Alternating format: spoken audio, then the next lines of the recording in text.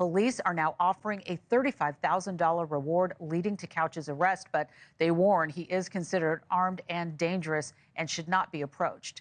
Joining me now to discuss this is former FBI agent Dennis Franks. Dennis, I reported on this when it first started, and it's so scary to think that he is still out there, and that area that they are searching is so large, the community must be on edge. What advice do you have for how families can keep safe, and what do you think is happening with the investigation? It is a vast area. I believe it's 600 miles of trails into Daniel Boone National Forest, 708,000 acres, encompassing 21 counties. They have closed off sections of it, I think, between US 421 and Kentucky 192. So there shouldn't be people, hiking or camping in those areas, but that doesn't, rule out that they could still be there. There's a chance that somebody could encounter him along some of these trails or in the woods. And I'm sure that they're looking for tips for that. This is truly a manhunt where several agencies are involved, local police, state police.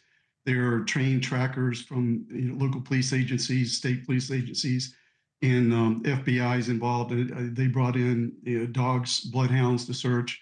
And I would bet they have cadaver dogs too at this point, because he indicated in his text, Couch indicated the text he sent before shooting that he planned to commit suicide. Now, oftentimes, more often than not, these assailants decide not to commit suicide afterwards. But if he's been out in the woods for several days, that's a strong possibility in my assessment. Yeah, I'm glad you brought that up because it's an important point. Court documents show that Couch sent texts 30 minutes before the shooting. I mean, that is not a lot of time, saying, quote, "I'm going to kill a lot of people." Well, at least try. And then in a separate text, he did say, "I'll kill myself afterwards." So, as you look at the area that's being searched right now, I also wanted to mention when I was reporting on this when it happened, that we learned that it's also hunting season.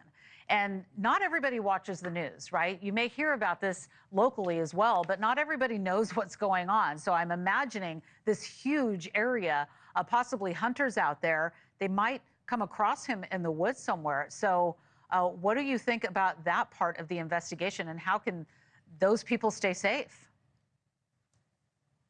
It's always important to be vigilant in these situations, and encountering anybody in the woods can be unnerving. And if there are hunters out there, they encounter somebody. First of all, they may think that he's a hunter too.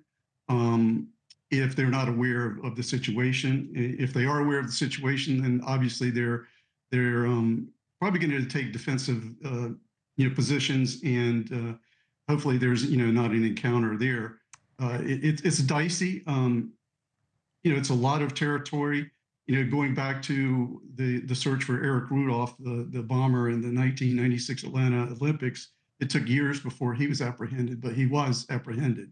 It was just took persistence on the part of law enforcement. Gosh, when you bring that up, that's right, years. I mean, I was going to ask you about how long this is taking a week. I mean, but when you do look at it, and again, that forest is just absolutely huge.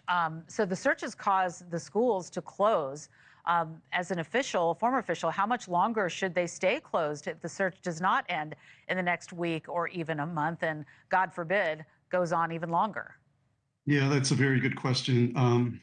I don't know. I mean, I think on the erring on the side of caution, I would probably think that they should remain closed for another week or so.